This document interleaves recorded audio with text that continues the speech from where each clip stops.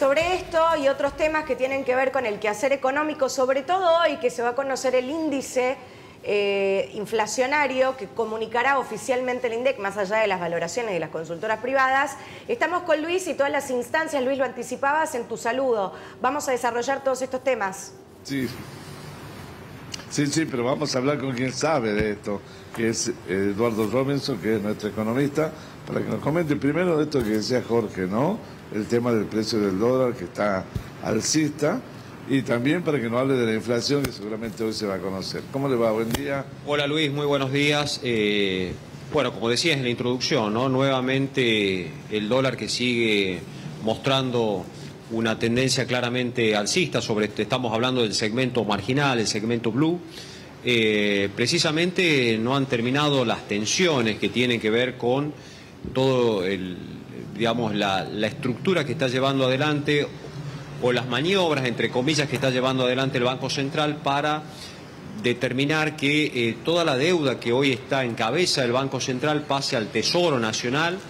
Y esto ha traído ciertas dudas en el mercado porque desde el 28 de junio pasado, cuando el ministro de Economía y el presidente del Banco Central anunciaron esta alternativa que se va a implementar en las próximas ruedas, bueno, hemos visto este comportamiento del dólar, precisamente, bueno, por las dudas que está generando todo esto y además porque el pequeño y mediano ahorrista se han quedado prácticamente sin alternativas para poder destinar sus fondos, dado la baja muy fuerte que ha tenido la tasa de interés para remunerar los plazos fijos, y entonces muchos se han optado directamente para volcarse al dólar en momentos en que el sector formal de los trabajadores ha cobrado también el medio aguinaldo, así que estas tensiones son las que estamos viendo durante las últimas jornadas, que bueno, vamos a ver cómo durante la semana se van clarificando algunas cuestiones y si esto va a alcanzar o no para detener la suba del dólar, ¿no? Siempre se busca ahí, ¿no? Poder ahorrar comprándonos dólares.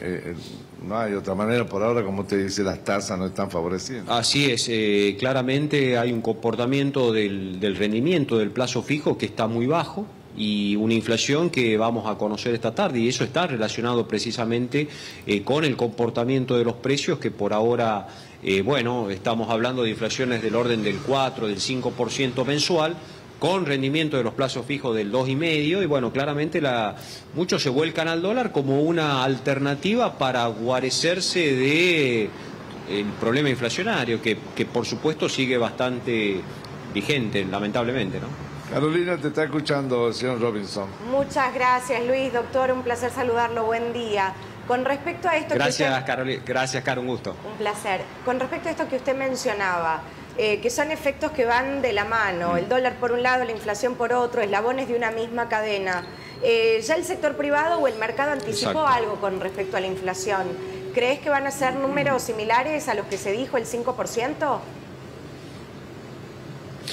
Es probable que la inflación que dé a conocer esta tarde el INDEC esté más cerca del 5%, podría estar básicamente, al menos los números que nosotros manejamos, está alrededor del 4,6, 4,7%, pero sigue siendo una inflación, Carolina, muy alta.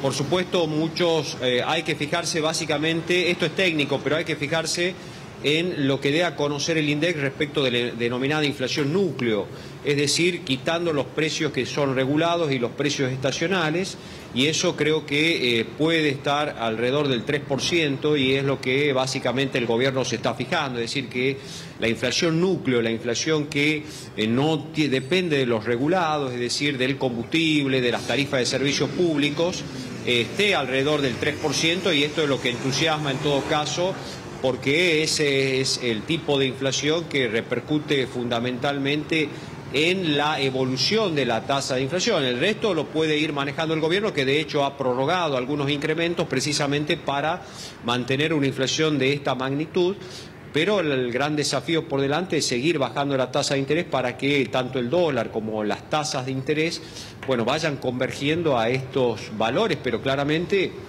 no sabemos exactamente cuántos meses va a demandar toda esta operatoria de convergencia que el propio presidente Milei hace alusión precisamente para no devaluar la moneda, ¿no? Eduardo, Jorge te saluda. ¿Cómo estás? Buen día. Hola Jorge, un gusto. Un gusto. Buen día. En el caso del ministro Caputo, ayer hizo declaraciones acerca del impuesto país. Siempre lo vemos, ¿no? Al impuesto país en algún resumen de la tarjeta, en alguna compra que hemos hecho. Te quería preguntar, puntualmente, el concepto de por qué se implementó este impuesto país y cuánto significaría la reducción a la mitad, como anunció ayer el ministro. Sería para septiembre, dijo algo así, ¿no? Bueno, mira Jorge, en principio el impuesto país es un impuesto que trata precisamente de encarecer el precio del dólar. Fue establecido en diciembre del año 2019 cuando asumió la gestión de Alberto Fernández. Ese impuesto fue engrosándose porque se fueron sumando otros impuestos también. Entonces a la cotización del dólar oficial hay que sumarle hoy aproximadamente un 45%. Y es probable que, según declaraciones del ministro, hacia septiembre el impuesto se reduzca por lo menos a la mitad, y eso todavía no está hecho el cálculo de cuánto impactaría en las arcas en lo que tiene que ver con la recaudación, pero es un impuesto que hoy recauda, digo, para ponerlo en términos de lo que es la recaudación nacional, alrededor del 17% de la recaudación nacional. Entonces, va a ser algo importante, pero por supuesto eso con alguna implicancia en la recaudación fiscal, con la expectativa de que la actividad económica para los próximos meses al menos vaya dejando de caer y haya algún tipo de recuperación, que al menos en lo que tiene que ver con los impuestos, por ejemplo, como el IVA, y a nivel provincial, como los impuestos a los ingresos brutos, vayan recuperándose de la fuerte caída que han tenido en los últimos meses. Doctor, una pregunta más nada más. A veces la inflación local cuando se mide en Tucumán no coincide con la nacional. ¿Tenés alguna información de lo que puede pasar con la cifra nuestra? Más o menos, como bien decís, Carolina, oscilan en el mismo porcentaje de incremento de precios. Probablemente la inflación de Tucumán, con incrementos en tarifas, como ha sido, por ejemplo, la tarifa del agua, que ha repercutido de manera importante. No hubo, digamos, incrementos en transportes, pero sí también en lo que tiene que ver, por ejemplo, con alquileres, que han seguido subiendo. Y esto es lo más importante, es decir, cómo se va desindexando la economía.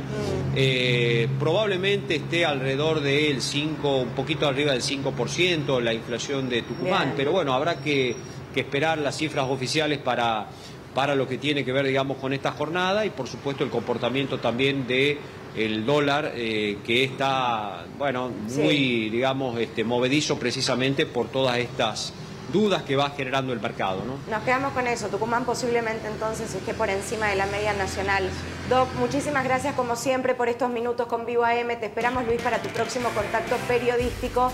Hoy el INDEC, entonces recordamos, como información general, da a conocer el índice de inflación.